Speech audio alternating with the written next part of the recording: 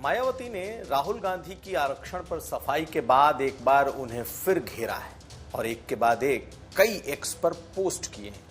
आखिर मायावती की राहुल गांधी और कांग्रेस से वो कौन सी अदावत है जिसकी वजह से वो कांग्रेस पर इतनी हमलावर हैं कि भाजपा की तरफ देख भी नहीं रही और समाजवादी पार्टी तो जैसे उनके आंखों से ओझल है। यानी कि ये मायावती बनाम राहुल गांधी क्यों है, हम ये समझेंगे। इसके अलावा राहुल गांधी के आरक्षण वाले बयान पर आए सफाई के बाद बीजेपी कैसे हमलावर है और खुद को कैसे आरक्षण का सबसे बड़ा हितैषी बता रही है। क्या उत्तर प्रदेश में आरक्षण की लड़ाई कांग्रेस को भारी पड़ेगी और क्या मायावती या बीजेपी राहुल को घेर कर इसका फायदा उठा सकेंगे, हम ये समझेंगे। अपना दल एस यानी कि अनुप्रिया पटेल के एक विधायक इन दिनों क्यों मुख्यमंत्री योगी आदित्यनाथ से इतने खफा हैं कि वो लगातार सरकार पर हमले बोल रहे हैं, ना ही वो अपनी पार्टी की सुन रहे हैं। ये खबरें आज का यूपी में। नमस्कार, मैं हूं कुमार अभिषेक, आप देख रहे हैं यूपी तक। हम हाजिर अपना न्यूज शो आज का यूपी लेकर। तो मायावती राहुल गांधी पर इतनी हमलावर हैं कि वो राहुल गांधी को बख्शने के मूड में नहीं है। वजह क्या है? वजह यह है कि राहुल गांधी ने अमेरिका में एक बयान दे दिया और जिसमें उन्होंने कह दिया कि अगर देश में बेहतर स्थिति हो जाए, यानी कि रामराज जैसी स्थिति हो जाए, कहने का मतलब यह था, तो आरक्षण को खत्म किया जा सकता है। हालांकि राहुल गांधी ने फिर बाद में सफाई दी और कहा कि उनकी बात को मिसकोट किया गया है और वो तो 50% का जो आरक्षण की सीमा है अब उसे खत्म करना चाहते हैं, उसे आगे बढ़ना चाहते हैं। और यहां तक कि कांग्रेस पार्टी का जो स्टैंड है वो 50% से 90% तक ले जाने का है। खैर, ये तो राहुल गांधी ने अपनी सफाई में कही, लेकिन आखिर मायावती इस मुद्दे पर सबसे ज्यादा हमलावर राहुल गांधी पर क्यों है? यूं तो बीजेपी भी पहले कई बार आरक्षण को लेकर घिर चुकी है, आरक्षण की समीक्षा की बात संघ की तरफ से आ चुकी है, लेकिन मायावती इतनी हमलावर कभी नहीं हुई। लेकिन राहुल गांधी और कांग्रेस पर क्यों है, ये एक बड़ा सवाल है।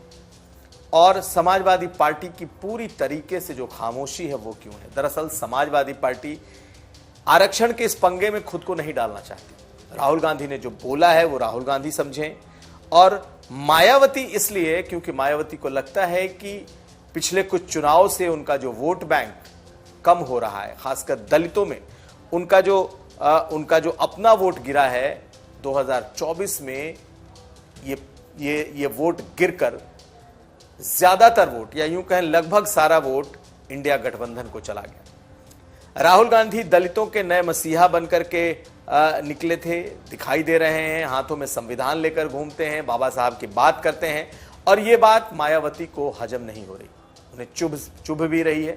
और यही वजह है कि जैसे ही राहुल गांधी ने अमेरिका में ये बात कह दी कि आरक्षण को खत्म किया जा सकता है, वो भी तब जब भारत में एक बेहतर माहौल हो जाए, बेहतर स्थिति हो जाए, तब इसे लेकर के मायावती को लगता है कि अब जो उन्होंने दलितों के एम्पावरमेंट का, दलितों की आवाज उठाने का जो उन्होंने बीड़ा उठाया है, खास करके सुप्रीम कोर्ट के फैसले के बाद, संविधान पीठ के फैसले के बाद, वो राहुल गांधी को भी इस मुद्दे में लपेट लेना चाहती है। उन्हें लगता है कि कांग्रेस पार्टी देर सवेर उनके वोट में बड़ी सेंध लगा सकती है, और ये हुआ है। इसलिए मायावती के निशाने पर इस वक्त राहुल गांधी और कांग्रेस पार्टी है। आप अंदाजा लगाएं कि जो बीएसपी का वोट शेयर था वो 2022 में तकरीबन 22.88 था, यानी कि 12.88 मायावती का अपना वोट परसेंट था, जो कि 2024 में घटकर 9.38 पर आ गया। यानी कि जो तकरीबन 3.5% का वोट शेयर कम हुआ है। दरअसल वो सबका सब वोट कांग्रेस और सपा की तरफ चला गया। और मायावती को यह भी लगता है कि समाजवादी पार्टी के पास अपना इस तरीके का उनका स्ट्रक्चर नहीं है जो कम से कम उनके कोर वोट को खींच सके। यह कांग्रेस पार्टी है जो समाजवादी पार्टी के साथ मिलकर उनके कोर वोटर्स के साथ खेला कर गई है, और यही वजह है कि मायावती का पूरा हमला इस वक्त राहुल गांधी पर केंद्रित है। उन्होंने क्या कहा है, उनके ट्वीट को आप देखेंगे तो आपको अंदाजा लग जाएगा। तो मायावती ने लिखा है कि कांग्रेस नेता श्री राहुल गांधी की अब यह सफाई कि वे आरक्षण के विरुद्ध नहीं है, स्पष्टतः गुमराह करने वाली बयानबाजी है। केंद्र में बीजेपी से पहले इनकी 10 साल रही सरकार में उनकी सक्रियता में उन्होंने सपा के साथ मिलकर एससी एसटी के प्रमोशन में आरक्षण का बिल पास नहीं होने दिया, ये इसका प्रमाण था। मायावती याद दिला रही हैं कि कैसे प्रमोशन के बिल को उत्तर प्रदेश में तो कूड़े में फेंक ही दिया गया। उत्तर प्रदेश में प्रमोट किए गए जितने दलित अधिकारी थे उन्हें डिमोट किया गया, जबकि दिल्ली में जब यह मुद्दा उठा तो इनका आरोप है कि कांग्रेस पार्टी ने उस वक्त समाजवादी पार्टी का साथ दिया और इसे पास नहीं होने दिया। इसके अलावा जिस 50% सीमा की बढ़ाने की बात कर रहे हैं उस पर भी मायावती ने ट्वीट कर लिखा है, इनके द्वारा देश में आरक्षण की सीमा को 50% से बढ़ाए जाने की बात भी छलावा है, क्योंकि इस मामले में अगर इनकी नीयत साफ होती तो कांग्रेस की पूर्ववर्ती सरकारों में यह कार्य जरूर कर लिया गया होता। कांग्रेस ने न तो ओबीसी आरक्षण लागू किया और न ही एससी एसटी का आरक्षण सही से लागू कर पाई। तो ये 2 ट्वीट हैं और तीसरे ट्वीट पे उन्होंने ये भी लिखा है कि कांग्रेस जब सत्ता में होती है तो एससी एसटी और ओबीसी वर्गों के स्वार्थ की खातिर कल्याण की सिर्फ बड़ी बड़ी बातें करती है, लेकिन जब सत्ता में रहती है तो लगातार इनके विरुद्ध काम करती है। इनके षड्यंत्र से बचें। ये तीनों ट्वीट है जो मैंने आप एक्स पर लिखा पोस्ट है जो मैंने आपको पढ़कर सुना दिया। इसमें कहीं भी बीजेपी दिखाई नहीं देती और मायावती को लगता है कि पहले अपना घर मजबूत करना है, यानी अपने दलित वोटों को समेटना है और दलितों में जो बड़ी सेंध लग रही है वो कांग्रेस पार्टी की तरफ से लग रही है और उसमें भी राहुल गांधी उसके टॉर्च बियरर हैं, यानी कि हाथ में संविधान की कॉपी लेकर घूम रहे हैं। दलित जो बुद्धिजीवी हैं उनके बीच बैठक और चर्चा कर रहे हैं और कहीं ना कहीं दलितों का झुकाव कांग्रेस की तरफ बढ़ा है और मायावती को यह डर है कि अगर दलित छिटके बसपा से तो वो बीजेपी या सपा की तरफ नहीं जाएंगे, वो कांग्रेस की तरफ जाएंगे, क्योंकि परंपरागत तौर पर दलित आदिवासी कांग्रेस के वोटर रहे हैं और यही वजह है कि मायावती का इतना बड़ा हमला राहुल गांधी पर और कांग्रेस पर दिखाई दे रहा है। अब हम आपको बताने जा रहे हैं कि आखिर राहुल गांधी के बयान के बाद से सियासत कैसे बदल रही है। याद करिए, बीजेपी जो कि हमेशा से आरक्षण को लेकर घिर जाती है, चाहे 2015 में बिहार का चुनाव देख लें जहां नीतीश और लालू ने मिलकर संघ प्रमुख के एक बयान के बाद किया संघ की आरक्षण में समीक्षा की जरूरत है, इस पर पूरा चुनाव पलट दिया। और राहुल गांधी और अखिलेश यादव ने जिस तरीके से नैरेटिव बनाया चुनाव के पहले आरक्षण का कि सरकार आई तो आरक्षण बदल देगी, आरक्षण खत्म हो जाएगा, इस नैरेटिव के बाद राहुल गांधी के बयान आने के बाद से कि आरक्षण तब खत्म हो सकता है जब स्थितियां काफी बेहतर हो जाएं, यानी इस एक बयान ने बीजेपी को भी इस मुद्दे पर संजीवनी दे दी। आप अमित शाह के ट्वीट को देखिए और अमित शाह ने तो बीजेपी के स्टैंड को एक बार फिर इस मुद्दे पर और आगे लाकर खड़ा कर दिया।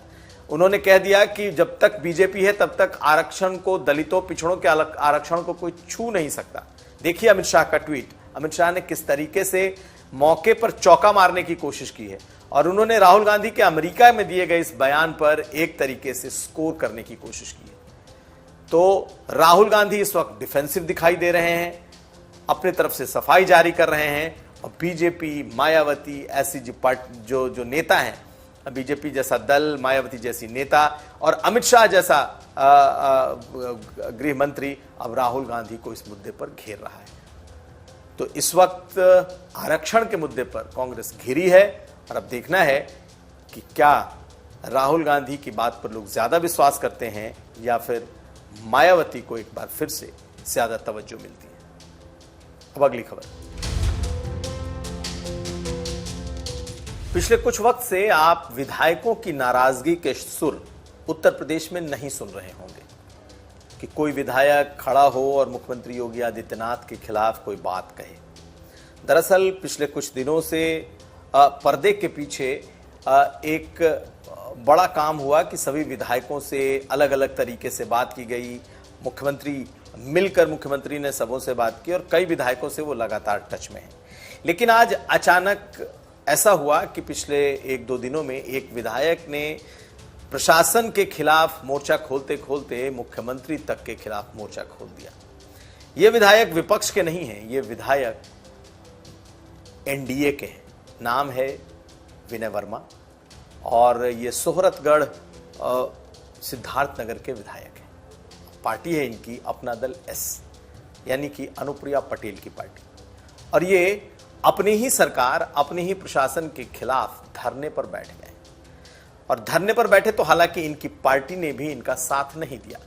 बाकायदा जो कार्यकारी अध्यक्ष हैं आशीष पटेल अपना दल एस के, उन्होंने इनसे दूरी बना ली और बाकायदा एक लेटर जारी करके ये कह दिया कि इनके धरने प्रदर्शन में कोई भी पार्टी का सदस्य शामिल नहीं होगा। तो मामला क्या है?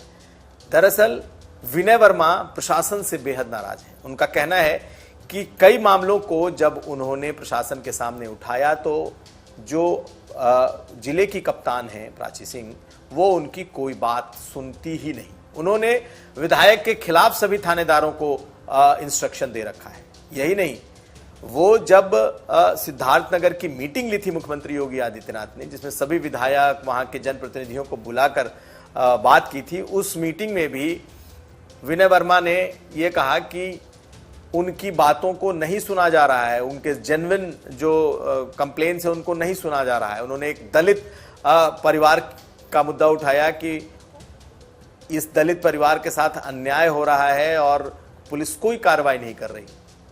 मुख्यमंत्री ने वही कहा कि इसमें कार्रवाई हुई है और उस जो कर रहा है उसे जेल भेजा गया है।